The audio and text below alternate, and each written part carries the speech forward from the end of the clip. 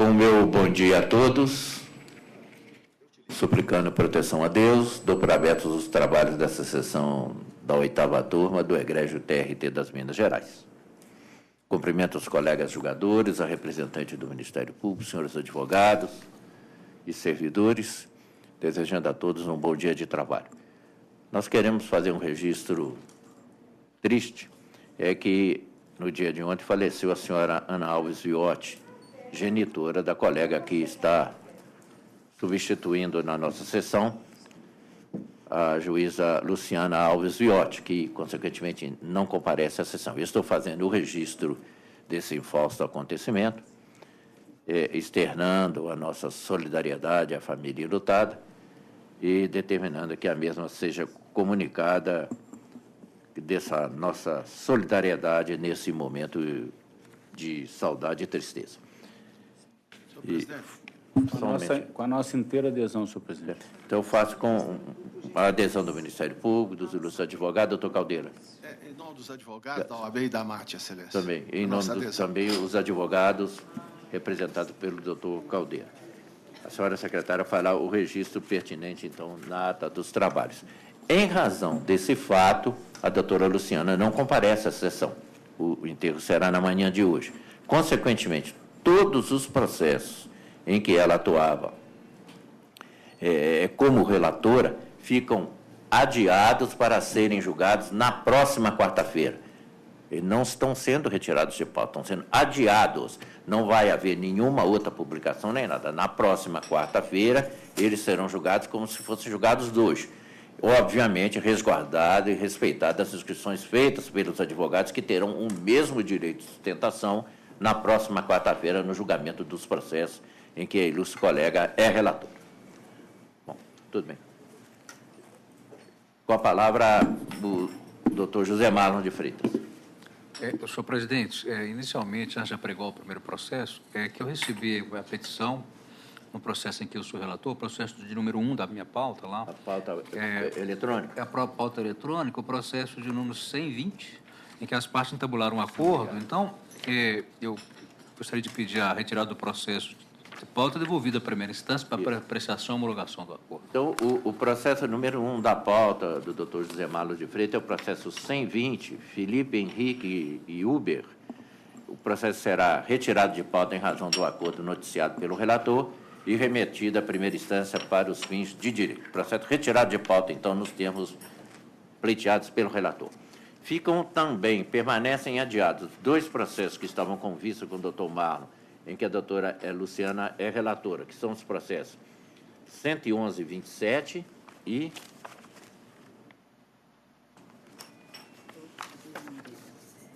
117-28. Esses 2 processos continuam adiados e também serão julgados na próxima quarta-feira. A senhora secretária, então, fará o pregão dos processos que terão sustentação oral para o respectivo julgamento. Por favor. Pauta de 8h30. Processo de número 25 da pauta de 8h30. Processo de número 11.211, 24 de 2017. Processo proveniente da Vara do Trabalho de Muriaé. Recorrentes, Proforte S.A., Transporte de Valores, e Luiz Carlos Severino, e recorrido os mesmos. Relator, excelentíssimo desembargador Márcio Ribeiro do Vale, segundo votante, excelentíssimo desembargador César da Silva Peçanha, e terceiro votante, excelentíssimo juiz José Marlon de Freitas. Para sustentação direto do foro de juiz de fora, a doutora Débora, pelo reclamado pela Proforte. A ilustre advogada, a doutora Débora Velamiel, está nos ouvindo? Sim, excelência. Então, a ilustre advogada tem a palavra para a sua sustentação oral pelo prazo regimental. Por favor. Ilustre desembargador presidente, em nome de quem eu cumprimento os demais membros desta egrégia turma, ilustre representante do Ministério Público, ilustre advogados, um bom dia a todos. O objetivo do presente recurso almeja a nulidade da sentença em razão de não ter sido determinada a realização de perícia contábil. No presente caso, foi suscitado pelo reclamante na exordial uma suposta existência de manipulação de ponto e foi anexado um laudo do auditor fiscal do trabalho, Laudo esse em que ficou constatado que não havia diferenças entre o registro de ponto, o efetivo registro feito pelos funcionários, e os espelhos de ponto que são apresentados, né, pela empresa para os funcionários assinarem. Em que pese ter ficado demonstrado pelo laudo do auditor fiscal do trabalho que não havia incorreção na efetiva anotação do cartão de ponto e no espelho de ponto que era apresentado, o doutor magistrado houve por bem considerar inidôneos os cartões de ponto, em razão de ter feito o doutor Vistor uma observação de haver manipulação na hora de apuração das horas extras. O que se mostra diferente. Uma coisa seria a empresa manipular efetivamente a jornada registrada. Outra coisa seria supostamente manipular o horário, as horas extras que estariam sendo quitadas em razão desse lançamento da jornada.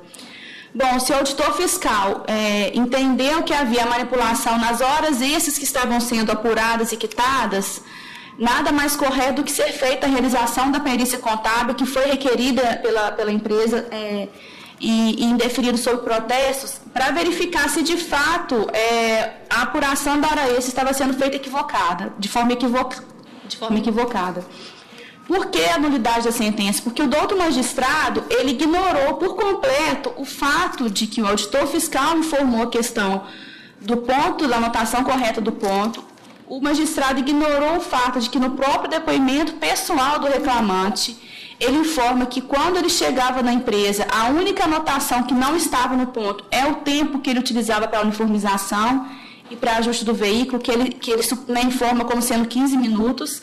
E, ao final da jornada, também esse tempo de uniformização. Todo o arcabouço dos autos leva à conclusão de que o cartão de ponto era, sim, anotado corretamente. A dúvida seria em relação ao pagamento das horas extras, a apuração dessa hora extra, né, segundo o laudo do auditor fiscal. Se a dúvida era da apuração das horas extras, seria imprescindível a realização da prova pericial, baseada nos horários que estão lançados no cartão de ponto, de modo que a empresa entende que a sentença, né, cerceou o direito de defesa da empresa nesse sentido, de demonstrar, de combater as conclusões do laudo do auditor fiscal, requerendo assim essa nulidade. Ainda que seja superada a nulidade da sentença, no mérito não há como a sentença ser mantida. Por quê? O doutor magistrado ele considerou inidôneos os cartões de ponto e fixou uma jornada, como se o reclamante cumprisse todo dia uma jornada de 7h20 às 8h20. Essa fixação da jornada pelo doutor magistrado já vai de encontro a próprias alegações ordiais. Por quê? O reclamante ele informa em um determinado momento, e isso inclusive foi até objeto de condenação do magistrado, que ele não tinha uma jornada inicial correta, ele precisava de ligar para a empresa todos os dias para saber quando seria o horário inicial da sua escala. Ora, excelência, se o reclamante precisava de ligar para saber o horário da sua escala, como o doutor magistrado fixa uma jornada inicial fidedigna de todos os dias às 7h20 da manhã? É contraditório, não tem como. Se o funcionário precisava de ligar para saber a jornada, em razão disso, o doutor magistrado condenou o pagamento de horas extras de sobreaviso, né, e horas extras de intervalo entre a jornada, como que o doutor magistrado fixa uma jornada inicial? No mínimo, a jornada inicial tinha que ter uma variação, até para corroborar outra condenação que foi fixada. Em verdade, excelências, quando você analisa todo o arcabouço probatório dos autos, a empresa ela junta os cartões de ponto, que incontestamente possuem horários de entrada variados e horários de saída variados, e também horários de intervalos. O cartão de ponto ele não é de forma alguma britânico, ele tem extensa variação de horário, o que leva a um primeiro momento a tentar pela veracidade dele. No depoimento pessoal, eu gostaria de chamar a atenção, peço vênia para ler, o reclamante informa o seguinte: não havia registro da jornada em horário de chegada na empresa, mas apenas 15 minutos depois. Antes de registrar o ponto, o depoente trocava o uniforme, verificava a água do veículo e ajudava o chefe de equipe na conferência dos valores. Ou seja, excelências, o único horário que supostamente, segundo o próprio depoimento pessoal do reclamante, não estaria consignado aos pontos, seriam esses 15 minutos decorrentes dessas atividades preparativas do trabalho. Já no final da jornada, a chegada na empresa, 15 minutos antes do horário, a chegada na empresa, havia aplicação de advertência verbal em caso de não observância da ordem. No final da jornada, Quando ao encerramento da jornada, depois de registrado o ponto, o depoente trocava o uniforme. Os plantões e feriados trabalhados eram registrados nos cartões de ponto. O equipamento de ponto emitia um comprovante da marcação do horário. Ora, excelências, eu tenho no processo os cartões de ponto com horários variados. Eu tenho no processo um depoimento pessoal do reclamante que informa que apenas esses minutos de preparação no início da jornada e ao final da jornada a troca de uniforme não estava consignado nos cartões de ponto.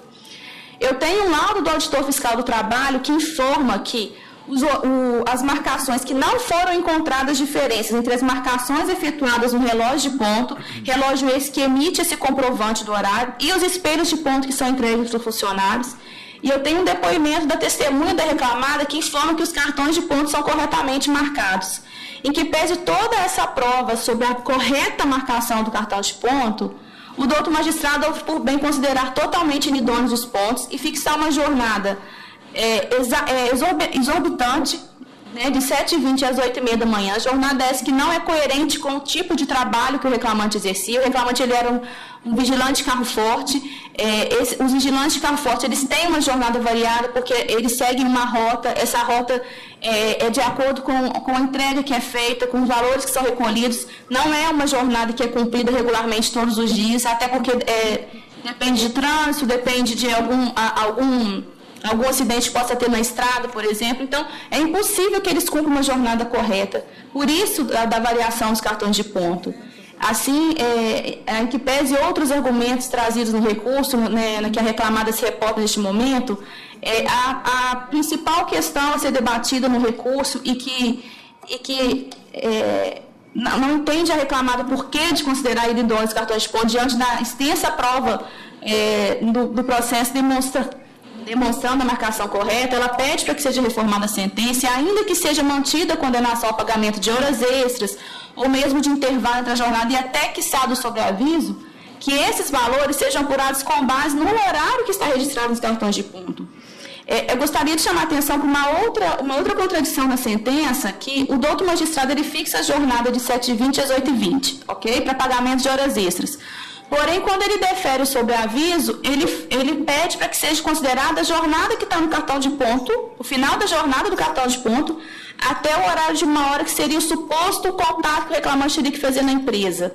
Ora, se entende o juiz que o reclamante trabalhou até as 8h20, por óbvio que somente depois das 8h20, das 8h30 da noite, que ele poderia receber o suposto pagamento de horas extras sobre aviso, e não na jornada que efetivamente consta no ponto. Então, ora o magistrado considera a jornada no ponto, ora não considera, sempre no intuito de prejudicar ainda mais a empresa no pagamento de horas extras, inclusive em bis in idem, porque se a empresa tem que pagar hora extra referente ao que está no cartão de ponto de sobreaviso e também na jornada fixada, ela vai estar pagando tanto hora extra típica quanto hora extra de sobreaviso, sobre esse aspecto.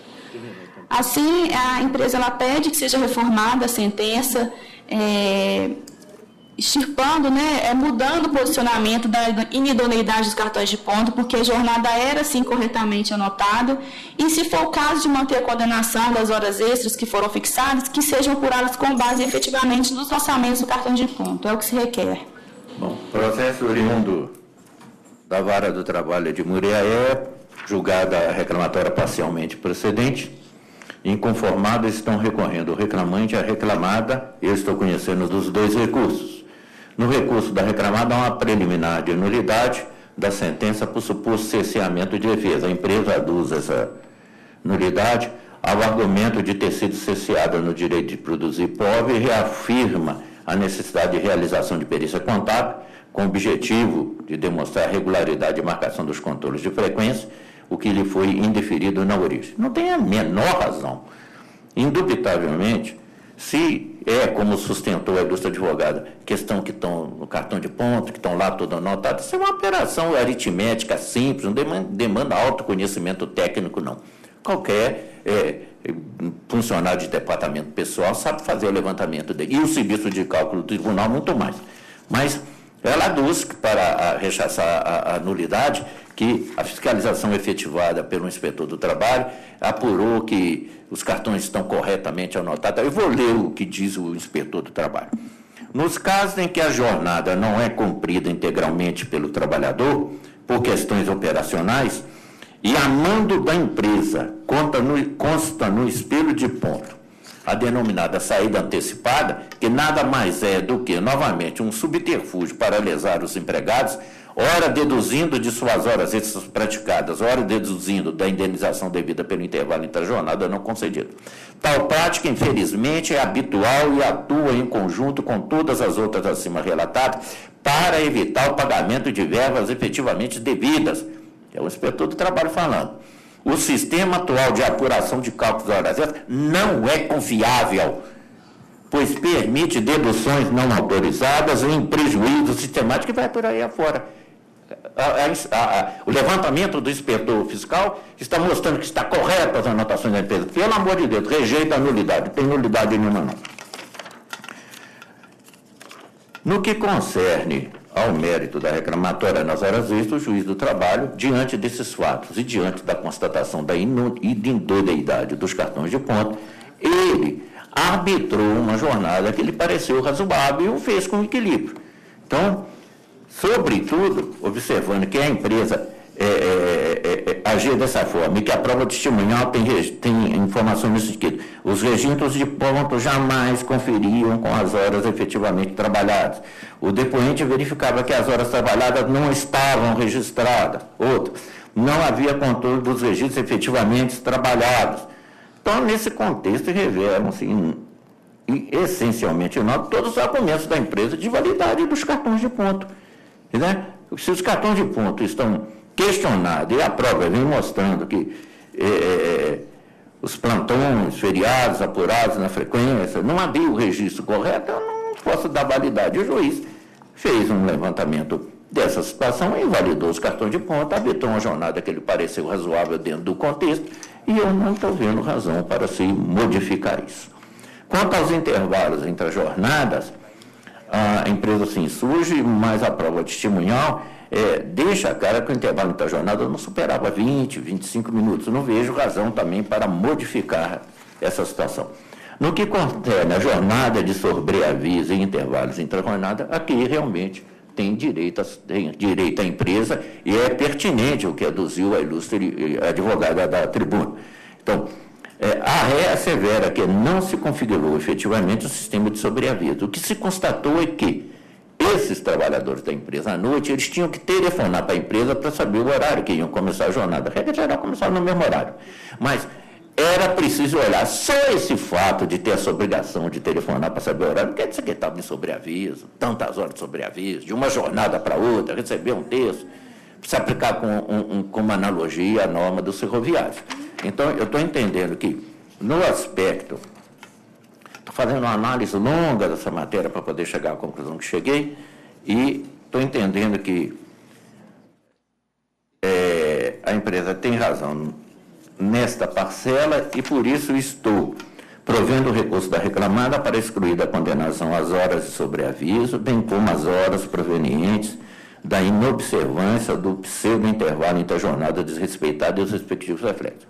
Quanto às horas de participação em reuniões e treinamento, eu estou examinando a matéria, a prova mostra que havia essas reuniões e não havia o registro, estou definindo o pagamento. Quanto à diferença de títulos de vale alimentação, os demonstrativos de pagamento concernente aos meses não comprovam o pagamento da verba alimentar, estou mantendo a sentença no particular. Quanto a dano moral condições de trabalho, comprovado que trabalhavam dentro do carro forte, de segurança, sem condições higiênicas, usando garrafas péticas para necessidades fisiológicas e por aí afora. Então, é devido ao dano moral que foi determinado a origem. Só que não é no valor que foi deferido. A gente deve dar 15 mil de dano moral por isso. Não é desse tamanho, não. E pelo período da relação de emprego. Então, estou entendendo que há o dano moral, mas estou fazendo uma minoração aqui, reduzindo de 15 para 6 mil o valor do dano moral.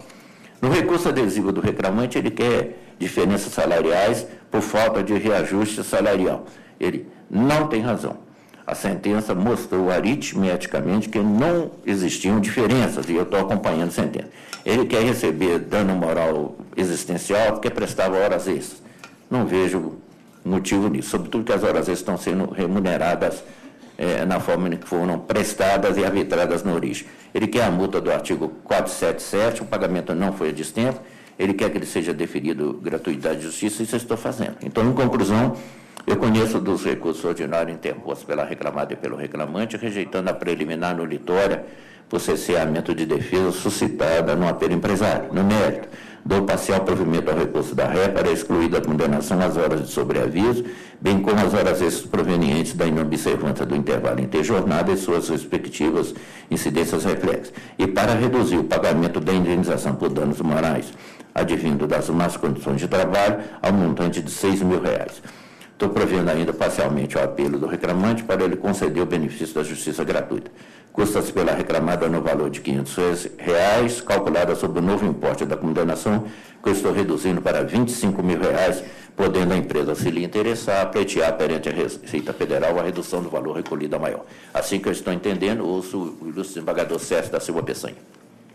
Presidente, em relação à empresa, teve duas inspeções lá do Ministério do Trabalho, uma em 2014 e outra em 2017. As duas vão no sentido de que os registros de ponto não são confiáveis. E ouvido os depoimentos de testemunha Marco Aurélio, reclamante, e da David Marques, que do réu, eu tô entendendo da mesma forma como entendeu Vossa Excelência. Eu estou acompanhando integralmente o voto. Doutor José Marlos? Estou de acordo. Então, julgamento unânime, nós temos o voto do relator. Eu cumprimento o pessoal no foro de Juiz de Fora, vou cortar a conexão e desejar a todos um bom dia. Bom dia. Pregar um processo seguinte. Tudo bem, vai. Então vai. Faz a pergunta. Pode chamar de Uberlândia? Se já estiver conectado, sim, senão não. Para nós não perdemos tempo. Então, vou chamar o 12. Então chama. Continuamos na pauta de 8h30, processo de número 17 da pauta de 8h30. Processo de número 10.717/77 de 2015. Processo proveniente da 21ª Vara do Trabalho de Belo Horizonte. Recorrente, Banco Santander Brasil S.A. E recorrido, Fabiana Marques de Moraes. Relator, excelentíssimo desembargador Márcio Ribeiro do Vale. Segundo votante, excelentíssimo desembargador César da Silva Peçanha. E terceiro votante, excelentíssimo desembargador José Marlon de Freitas. Para sustentação, doutor Eduardo, pela reclamante recorrida. Está sustentando pela empregada. Tem precisa. Quem está recorrendo é o banco. Isso, excelência. Sei. A minha conclusão é: conheço do recurso e nego-lhe provimento. Quer sustentar, doutor? Poderia aguardar eventual... Doutor Sérgio? Eu estou de acordo. Doutor Marlon? Também. Julgamento unânime, temos do voto do relator. Muito obrigado. Bom dia, doutor. Bom trabalho, bom... Pregão. Pauta de 8h31, processo de número 27 da pauta de 8h31. Processo de número 12.161/22 de 2017. Processo proveniente da 4ª Vara do Trabalho de Uberlândia. Recorrente, Camila Silva Menezes Arantes. E recorrido, concessionária de rodovias Minas Gerais S.A. Relator, excelentíssimo desembargador César da Silva Peçanha. Segundo votante, excelentíssimo desembargador José Marlon de Freitas. E terceiro votante e presidente, excelentíssimo desembargador Márcio Ribeiro do Vale. Para sustentação direto do foro de Uberlândia, a doutora Viviane, pela reclamante recorrente. Doutora Viviane, parece que ainda... Bom dia, eu vou substituir a minha colega, doutora Viviane, que no momento está fazendo audiência nessa comarca. O meu nome é Paulo Fernandes, OAB 49540. O senhor tem procuração nos autos, doutor? Requer prazo 5 dias para a juntada. Ok, senhor presidente. Bom, eu vou deferir, então, o prazo de 5 dias para a juntada de procuração e... Dá a palavra para a sustentação? Eu estou presidente. Não, mas eu quero só pedir da prazo. Pode transferir a presidência que eu... Não, doutor Márcio. Doutor presidente? Então, pega o nome dele completo, doutor Márcio, para a gente... Está certo. E OAB. O senhor podia declinar de novo o nome completo do senhor e inscrição na OAB? Meu nome completo, Cláudio Fernandes, OAB 49540. Isso. Então, doutor Cláudio, o senhor tem o prazo de 5 dias para a juntada de procuração. Quer falar a conclusão? Eu vou pedir ao ilustre relator que leia a conclusão do seu voto para facilitar a sustentação, se for necessário. Doutor Sérgio. Senhor presidente, meu voto é no sentido de de conhecer do recurso já anteposto pelo reclamante, rejeitar a preliminar de nulidade da sentença e dar parcial provimento do recurso para a. Condenar a reclamada ao pagamento de 1 hora em por dia efetivamente trabalhado ao longo de todo o contrato de trabalho, com reflexo em férias mais um terço, deve ser salário e fundo de garantia, observando os parâmetros de liquidação delineados na fundamentação. Absolver a reclamante da condenação ao pagamento dos honorários advocatícios para fins previdenciários, estou declarando a natureza salarial das parcelas condenatórias deferidas, à exceção daquelas que têm natureza indenizatória, que são reflexos indenizada, mais um terço de fundo de garantia. Estou invertendo os ônus de sucumbência, fixando o valor da condenação em R$5.000, com custo de R$100 a cargo da reclamada, que com a publicação deste acordo fique estimado seu pagamento no ciclo da sub-25 TST. É a minha proposta, presidente. Bom, o ilustre relator está provendo parcialmente o recurso da reclamante, da forma que o ilustre advogado escutou e presenciou. Se ele tiver interesse, o senhor tem o tempo regimental para a sustentação, se o quiser. Excelência, eu gostaria de ouvir os demais votos. É possível? Perfeitamente. Doutor José Marlon?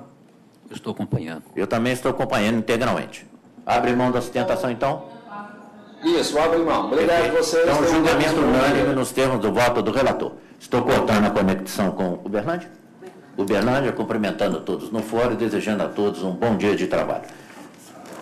Perdão, processo seguinte. Voltamos para a pauta de 8h30, processo de número 12 da pauta de 8h30. Processo de número 10.380.03 de 2017. Processo proveniente da primeira vara do trabalho de Governador Valadares. Recorrentes: Marco Túlio de Oliveira de Carvalho e Marisol Vestuário S.A. e Marisol Comércio Atacadista e Serviço de Distribuição Limitada. Relator e recorridos mesmos. Relator, excelentíssimo desembargador Márcio Ribeiro do Vale. Segundo votante, excelentíssimo desembargador César da Silva Peçanha. E terceiro votante, excelentíssimo desembargador José Marlon de Freitas. Para sustentação, a doutora Elaine, pela Marisol Comércio Atacadista? Isso mesmo. Pela reclamada recorrente. Doutora Elaine, a senhora está sustentando pela Marisol Atacadista, mas existe um outro recurso da Marisol Vestuário e existe também um recurso do reclamante. Então, a senhora está sustentando pela empresa. A conclusão do meu voto é no sentido de que eu estou conhecendo de todos os recursos, são 3 recursos, estou negando provimento a todos, ou seja, estou mantendo a sentença de primeiro grau. Quer sustentar? Não. Doutor Sérgio? De acordo. Doutor Marcos? Apenas registrar a minha presença. Perfeitamente. Então, Muito obrigada, registrada a tá? presença da ilustre advogada, o desfecho do julgamento é nos termos do voto do relator, a unanimidade. Bom dia. Bom dia, doutora. Pregão. Continuamos na pauta de 8h30, processo de número 32 da pauta de 8h30. Processo de número 11.648.53 de 2015. Processo de 8h30? É. O 32. 11.648. 11.648. É do senhor.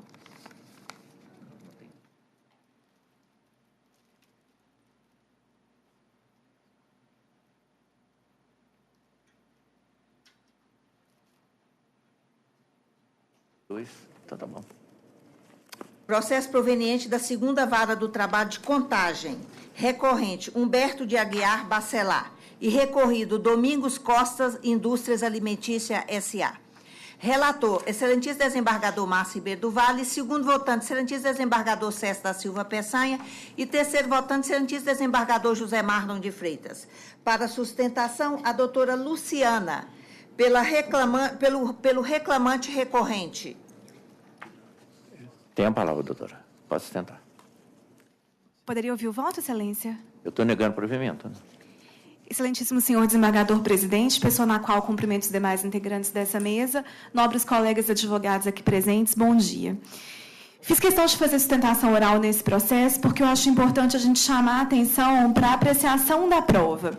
O cerne da discussão aqui é uma doença ocupacional e os pedidos de reforma da sentença são no sentido de declaração de nulidade da demissão e, consequentemente, a reintegração do reclamante e também a indenização por danos morais pela doença ocupacional. O reclamante ele foi contratado na função de auxiliar de armazenagem nas massas Vilma. Lá ele descarregava produtos de caminhão e passava para o estoque. E a doença que ele contraiu foi uma hérnia inguinal. A perícia realizada no processo entendeu que a hérnia inguinal ela é multifatorial, ela pode ser congênita, mas a literatura médica ela é praticamente unânime no sentido de que carregar peso é, no mínimo, com causa para poder adquirir uma hérnia inguinal. E, nesse sentido, eu chamo a atenção para um documento muito importante, que é o atestado de saúde ocupacional do reclamante que está juntado no processo, onde está escrito o risco ergonômico de sobrecarga de peso. Então, a própria reclamada, no momento da contratação do reclamante, admite que existe um risco pela sobrecarga de peso, ele contrai uma hérnia inguinal agravada pela sobrecarga de peso e, mesmo assim, a perícia entende que não é doença ocupacional. Então, nesse sentido, eu gostaria de chamar a atenção para esse documento, para o atestado de saúde ocupacional do reclamante, assim como a defesa, que não negou as afirmações iniciais de que o reclamante carregava fardos de até 30 quilos por dia, a prova testemunhal que confirmou que o reclamante carregava fardos de massa de até 30 quilos por dia, e o próprio laudo pericial, que admite que havia, no dia da diligência, havia fardos de macarrão de, no mínimo, 15 quilos por dia. Então, eu queria chamar a atenção de Vossas Excelências para esse fator. Carregar diariamente de 15 a 30 quilos por dia é uma sobrecarga de peso maior do que o normal. Então, eu gostaria, nesse sentido, de que a sentença fosse revista para reconhecer a doença ocupacional e, consequentemente, declarar a nulidade da demissão, reintegrar o reclamante ao contrato de trabalho e deferir o pedido de indenização por danos morais. Muito obrigada pela atenção dos senhores. Bom, o primeiro processo em questão tramitou pelo rito sumaríssimo, a sentença foi desfavorável ao reclamante, que está recorrendo. A discussão é se haveria uma doença ocupacional e responsabilidade civil por danos morais e estabilidade acidentária. Eu estou conhecendo do recurso, mas a matéria não é da forma como foi relatada e discutida no recurso. A prova dos autos mostra que o reclamante, em grande parte do serviço, os paletes eram carregados não fisicamente, mas através de maquinários, e a matéria foi toda jungida a exame médico, e os relatórios médicos que foram juntados para a inicial não fazem correlação ou indicação de nexo causal. E a perícia constatou que as atribuições do reclamante não levaram aos malefícios físicos que ele está tendo. O transporte era feito, em grande parte, através de mecanismos paletizados, e a perícia apontou que o autor é portador de hérnia inguinais bilaterais e que não restam dúvidas de que as hérnias são habitualmente multiformais, incluindo aspectos congênitos e degenerativos por enfraquecimento da parede do abdômen. A prova pericial afirmou que, apesar da hérnia cujo tratamento é cirúrgico, o reclamante está apto para a função original, nem capacidade tem. Em outras palavras, a hérnia não é ocupacional e não é incapacitante para a função. O perito é textual em dizer que o reclamante é portador de hérnia da parede abdominal não relacionada ao trabalho e não agravada pelo trabalho, e que, no momento, não é incapacitante para o seu trabalho. Então, a prova de testemunho não corrobora as aduções e, evidentemente, a matéria é médica e a adução médica que demonstra que não houve nexo causal, consequentemente, não há que se falar em indenização, não há que falar em estabilidade. Eu estou negando provimento, doutor Sérgio.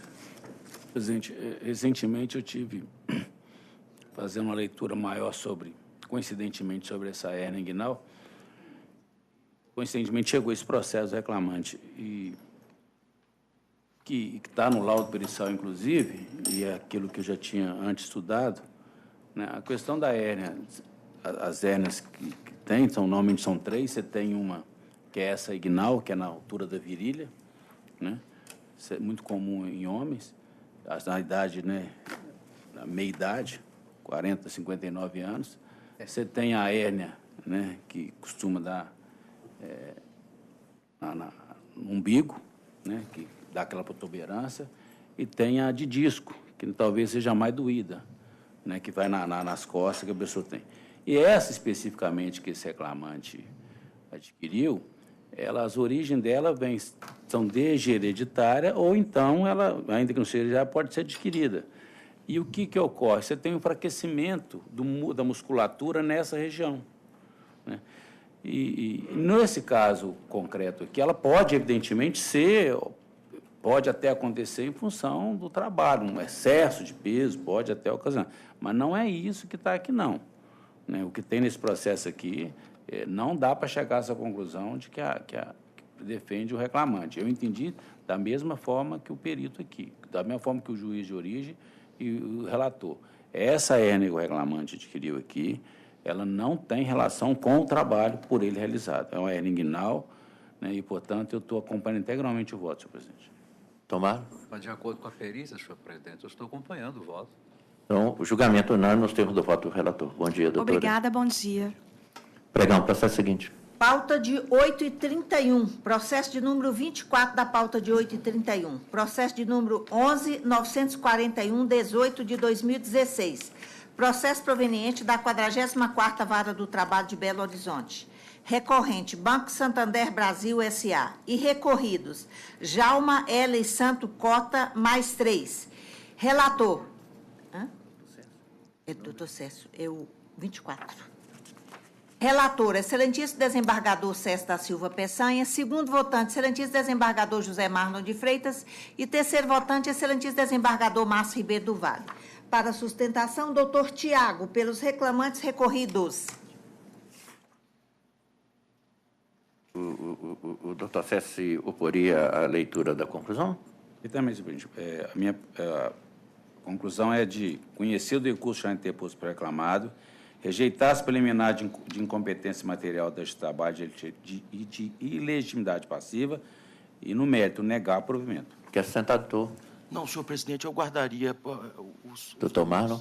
Eu estou de acordo. Eu também estou acompanhando. Julgamento unânime nos termos do voto do relator. Bom dia, excelências.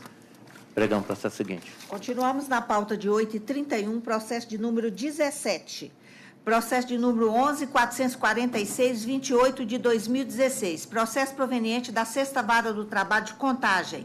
Recorrente, Carlos Marcelo Rocha Barbosa. E recorrido, ESAB, Indústria e Comércio Limitada. Relator, excelentíssimo desembargador César da Silva Peçanha. Segundo votante, excelentíssimo desembargador José Marlon de Freitas. E terceiro votante, excelentíssimo desembargador Márcio Ribeiro do Vale. Para sustentação, doutor Rodrigo, pela reclamada recorrida.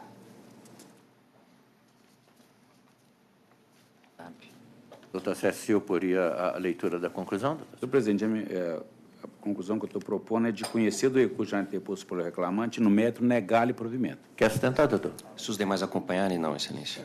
Doutor Marlon? Estou acompanhando. Eu também estou acompanhando. Julgamento unânime nos termos do voto do relator. Bom dia, doutor. Bom dia, bom trabalho a todos. Pregão, processo seguinte. Continuamos na pauta de 8h31, processo de número 28, processo de número 12.227/88 de 2017. Processo proveniente da 1ª Vara do Trabalho de Uberlândia. Recorrente, Caixa Econômica Federal. E recorrido, José Ricardo Fonseca Xavier Júnior. Depois começou. Relator, excelentíssimo desembargador César da Silva Peçanha. Segundo votante, excelentíssimo desembargador José Marlon de Freitas.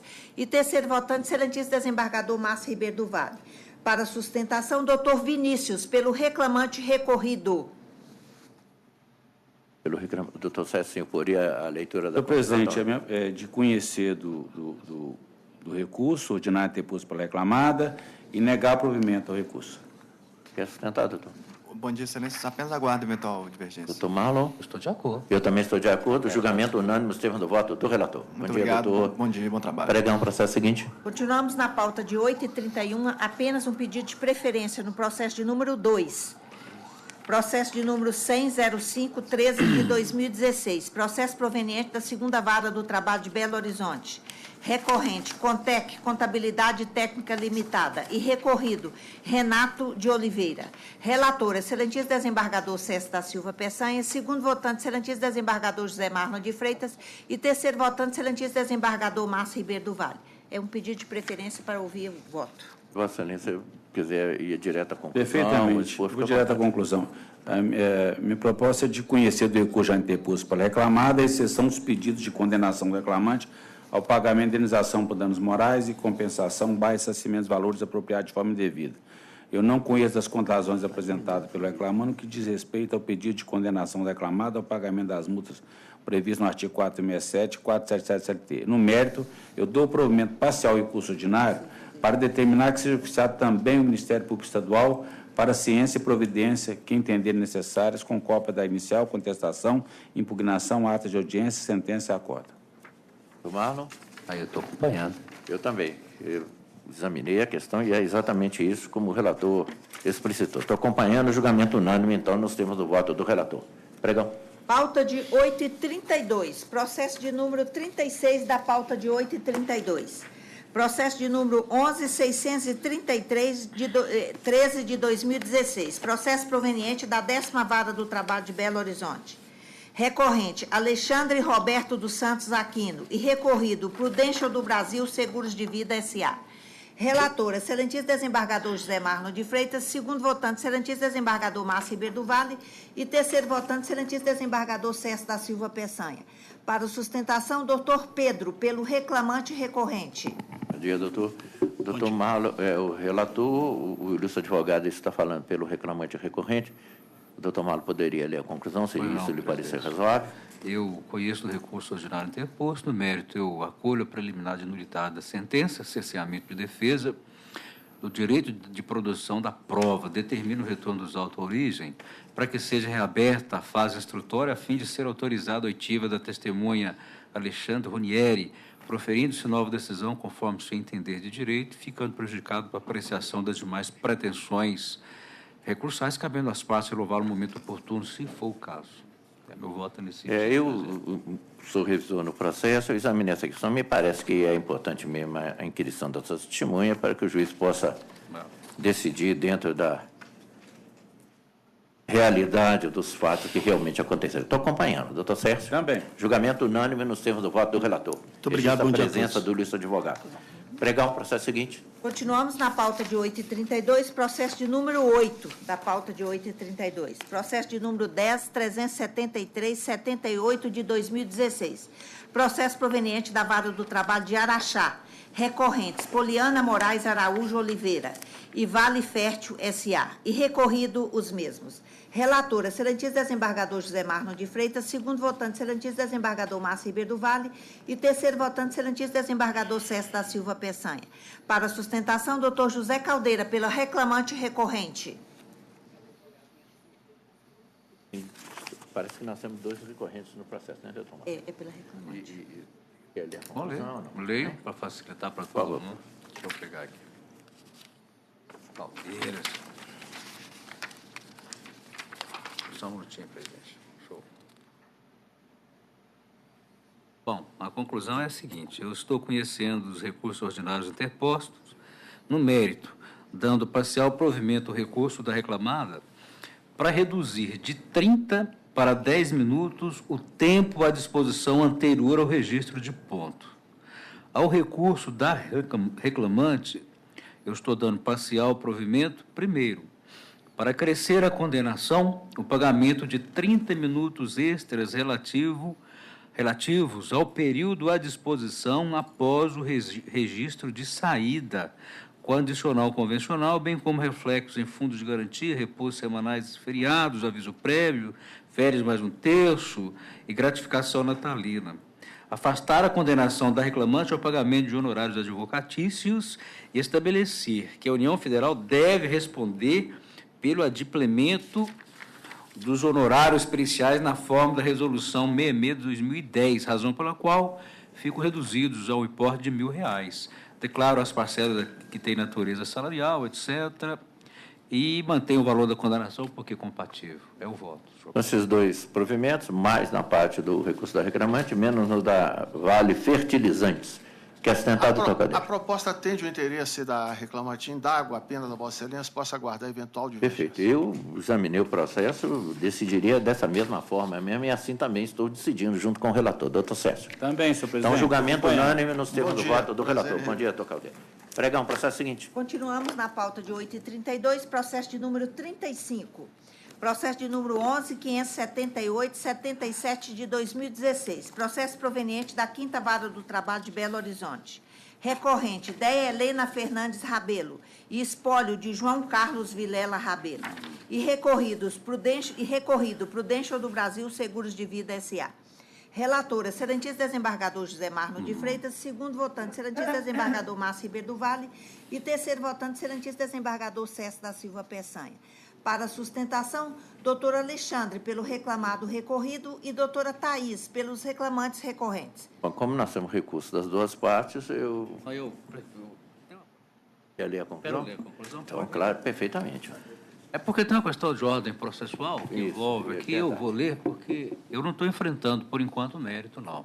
Eu estou conhecendo o recurso ordinário no mérito, dando a ele provimento para afastar a declaração de extinção do feito sem resolução de mérito e determinar o retorno dos autos ao juízo de origem para apreciação dos pedidos formulados na inicial, conforme se entender de direito, a fim de evitar supressão de instância. É um caso meio diferente, senhor presidente. Houve a postulação de espólio, de reconhecimento da relação de emprego do falecido, e a esposa veio, ela, em nome próprio, pleiteando uma indenização que ela entende ter direito. O juiz extinguiu o processo dizendo que é impossível acumular ter esse litisconsórcio. Eu entendo absolutamente de forma diferente. E, nesse sentido, eu estou encaminhando meu voto. Bom, então, na verdade, a solução ditada pelo relator atende aos interesses da parte recorrente. Porque a parte recorrida quer sustentar? Então, tem a palavra.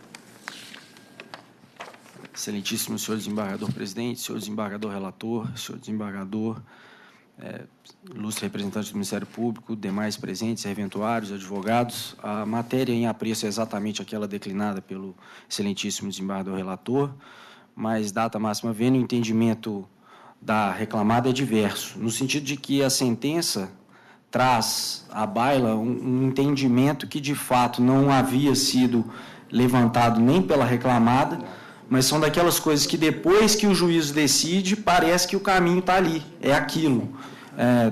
Com a devida vênia, a proposta de voto do eminente relator, são dois direitos diferentes que foram cumulados na mesma ação. Um direito da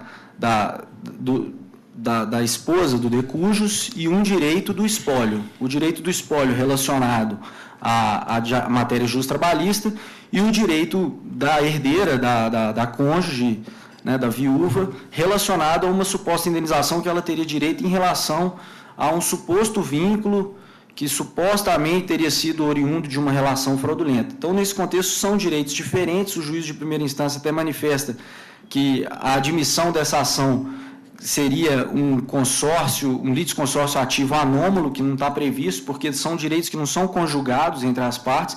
Então, com a devida vênia, a observação que se faz é que a sentença encaixa-se bem a situação que foi apresentada, porque a matéria poderia ter sido manejada de outra forma, com ações separadas, nas instâncias próprias, porque tem uma matéria também que está levantada em contra-razões, que é a incompetência da Justiça do Trabalho para analisar esse pleito da viúva do falecido. Então, com essas breves considerações, pedindo vênia ao eminente relator, o que se requer é a manutenção da sentença pelo brilhantismo dela mesma. Obrigado, excelência. O relator quer acrescer? Presidente, a matriz, a base da qual se originam as pretensões é a suposta relação de emprego, né? Essa suposta relação de emprego não é o fato de os direitos serem diferentes um do outro que não se permite. Os litisconsórcios atuam de formas autônomas. Agora, dizer que o juiz do trabalho não tem competência para apreciar uma pretensão que se quer impor ao suposto empregador é longe demais, né? E dizer que esses pleitos não podem ser deduzidos na mesma ação, até mesmo por economia processual, me parece também um pouco demais. O artigo 113 do Código de Processo Civil é muito claro a respeito, de modo que eu mantenho a minha proposta de voto. O seguinte, a matéria, no fundo, retornando esse processo para o primeiro grau, evidentemente vai ficar essa decisão aqui, que ela seria interlocutória, nós estamos devolvendo o processo do primeiro grau, evidentemente que a empresa, se quiser, registra um protesto nos autos, ou o que faz, ela posteriormente, depois que voltar aqui, foi decidido, quando for recurso de revista, agora não sobe, ela é interlocutória, vai voltar para o primeiro grau, mas depois ela tem chance de discutir toda essa matéria num possível recurso de revista depois. Bom, agora, essa matéria, voltando, o juiz vai ter que instruir e julgar se há relação de emprego ou não, dentro do pensamento que já é mais ou menos até pacificado aqui na Justiça do Trabalho, pelo menos da terceira região. E, a partir daí, como estão se acumulando na mesma pessoa, a questão dela ser dependente do finado, ela tem os direitos lá pertinentes, inerentes à relação de emprego, e ela também seria inventariante do espólio. E é uma situação anômala por causa disso, porque se fossem pessoas distintas, talvez até pudesse discutir, mas estão vinculados na mesma pessoa, não seria possível que ela fosse discutir uma questão num processo à parte e depois um outro no outro, inclusive podendo levar a situação em juízos diferentes de decisões conflitantes, que seriam desprestígio para o judiciário. Então, é possível que haja essa, até por conexão das matérias, que elas sejam decididas uniformemente. Então, me parece prudente essa decisão do relator para se evitar exatamente a possibilidade de decisões conflitantes, não vai se prejudicar o direito de defesa da empresa, que, se for o caso de querer discutir até essa decisão agora não possível revista, ela vai ter direito de fazer isso. Eu vou acompanhar o relator. Doutor Cécio. Presidente, eu recebi acusações de memorial por parte dos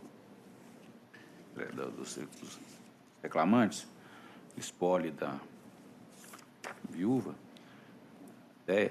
eu fiquei pensando como é que faria para distribuir umas ações. No final, teria que reunir os processos. Uma coisa está umbilicalmente ligada à outra. Não tem como separar esse processo, não. Não tem. Se ela, como é que ela tem que entrar com ação separada? Ia ter que, ou no mínimo, ter que juntar os processos, ou ia ter que suspender o processo dela até que decidisse o outro, para depois decidir. Quer dizer, eu estou acompanhando integralmente o voto do relator. Que a base da relação de emprego, mas suporta a relação de emprego. É uma relação de emprego por causa dessa vinculação. A questão é processual, só agora e tal, e é questionável, mas os dois vão ter direito de discutir os direitos no segmento do processo. Mas, por hora, a decisão unânime é nesses termos, então. Bom dia aos dois ilustres advogados. Pregão, processo seguinte. Processo de número 19 da pauta.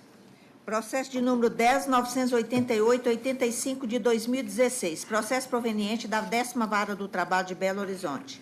Recorrente Marlúcia Antônio da Costa e recorrido Abalimp Serviços Gerais Limitada. Relatora, excelentíssimo desembargador José Marlon de Freitas. Segundo votante, excelentíssimo desembargador Márcio Ribeiro do Vale. E terceiro votante, excelentíssimo desembargador César da Silva Peçanha. Para sustentação, doutor Tiago, pelo reclamado recorrido.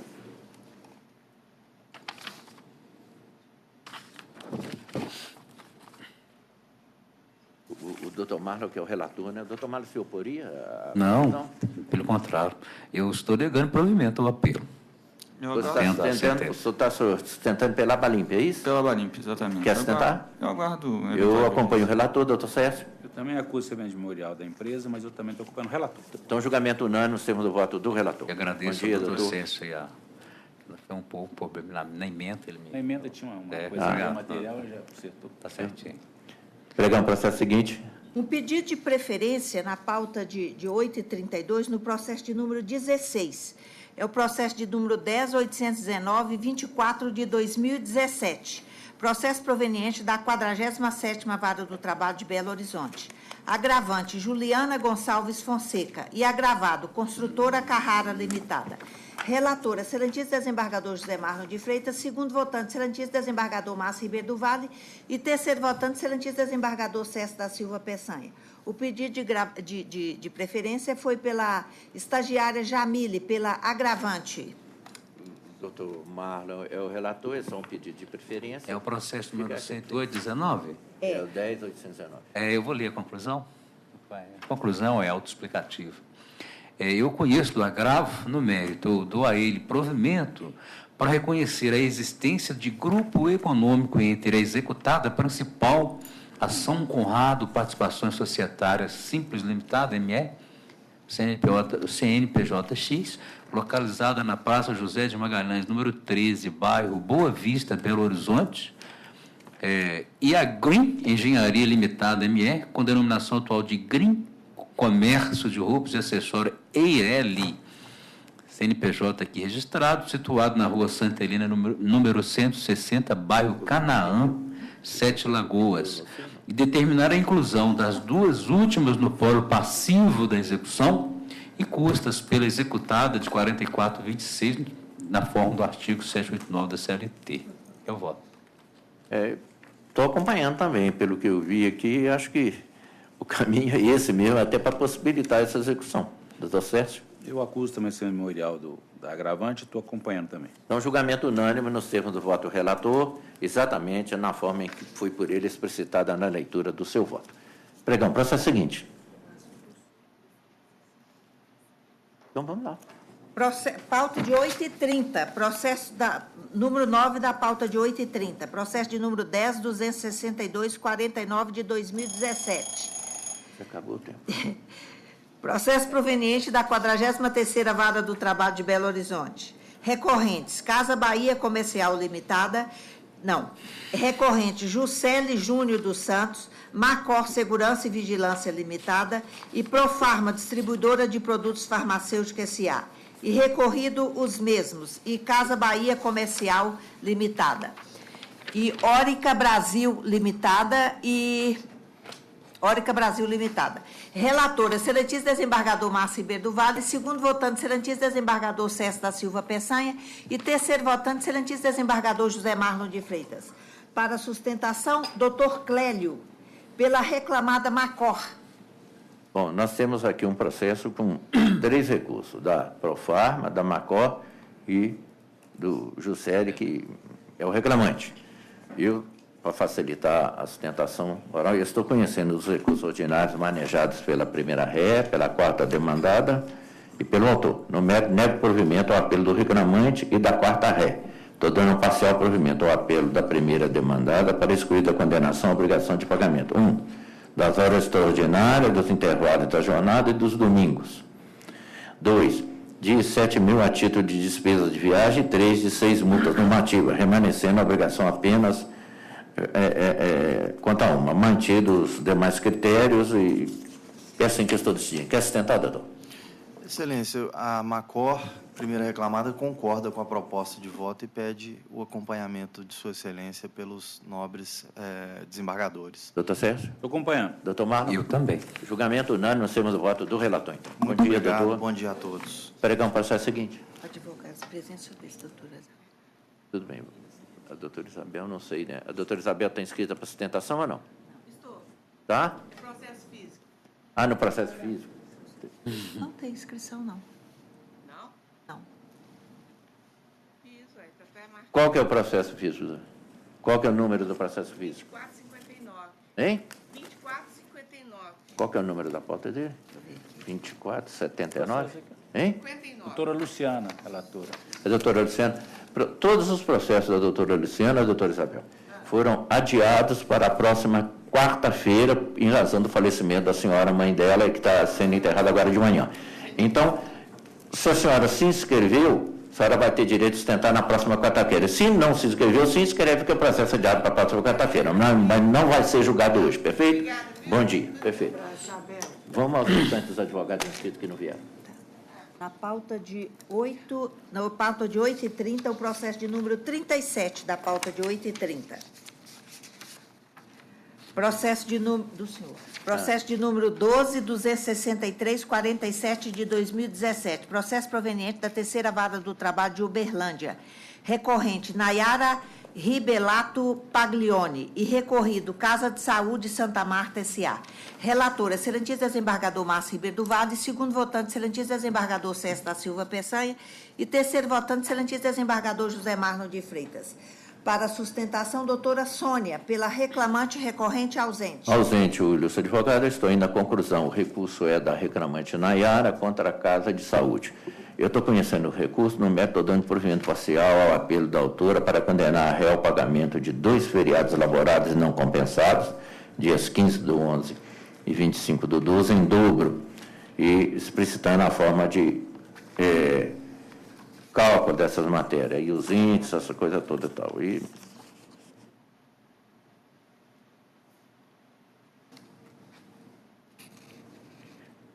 estou condenando ainda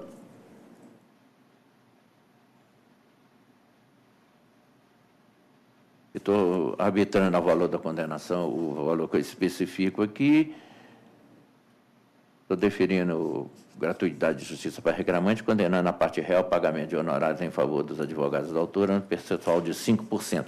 É processo já ajuizado depois da vigência da lei da reforma trabalhista. Doutor Sérgio? Eu só fiquei com a dúvida nesse processo, mas Sim. depois... É porque o juiz, lá na primeira instância, ele tinha julgado improcedente pedido e arbitrou os honorários de 5% do valor da causa, ficando suspenso, a favor da reclamada, ficando suspenso, não é isso?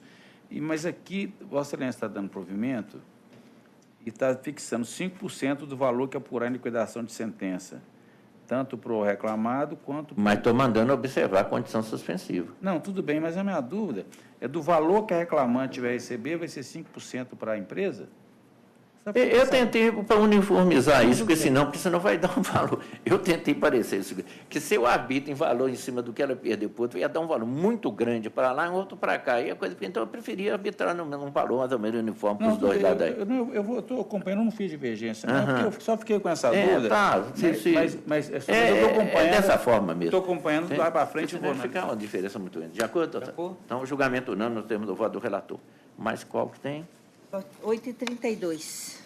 Processo de número 32 da pauta de 8h30. Só para especificar, que na pauta de 8h30, o processo 23, o 11.173 e o processo 8, 10.243, em razão de suspeição do doutor Sérgio, esses dois processos meus nessa pauta ficam adiados também para a próxima quarta-feira. É o processo do América Futebol Clube e um processo da Universidade Federal de Lavras. Impedimento de suspeição. Impedimento de suspeição. Então, em razão desses fatos, eles ficam adiados, porque a composição vai ter que ser essa presidência, o doutor Malo e a doutora Luciana, então eles ficam adiados também para a próxima quarta-feira. Perfeito? Então, tudo bem. Então, pode apregoar, então, os outros com advogados inscritos que não compareceram. Processo de número 32, da pauta de 8h32. Sim. Qual o nome? Vou achar ele aqui. 8h32, processo de número 11.509, 37 de 2017. Processo proveniente da Vara do Trabalho de Itajubá. Recorrente, Sindicato dos Trabalhadores, dos Empregados em Estabelecimentos Bancários de Itajubá. É o 32. 32, tá bom. E recorrido, Banco Bradesco S.A. Relator, excelentíssimo desembargador José Marno de Freitas. Segundo votante, excelentíssimo desembargador Márcio Ribeiro do Vale. E terceiro votante, excelentíssimo desembargador César da Silva Peçanha. Para sustentação, doutor Kleber, pelo reclamante recorrente pelo sindicato ausente. Doutor Marlon? Eu conheço do recurso interposto no mérito, dou-lhe parcial provimento para determinar a notificação do requerido quanto ao protesto judicial em relação a todas as matérias indicadas na petição inicial, de forma que, em relação a elas, fique interrompido o prazo prescricional desde a propositura da presente ação para as pretensões veiculadas pelo ente sindical autor ou diretamente pelos substituídos. O juiz achou... Eu estou acompanhando o processo, porque esse aqui é o próprio protesto, não é? Eu estou acompanhando. Eu também estou acompanhando. O julgamento unânime, então. Foi anterior a 3, 4, perfeito. Pregão? Terminou? É. Bom, então, como nós terminamos os processos de... Nós vamos julgar agora os processos, então, os EDs tem um adiado. Tem um adiado da semana passada. Tem qual que é, hein? Que dá para jogar? Qual que é? Acho que dá, doutor Marlon, que é relator. É o processo de número 11.728, 77 de 2017.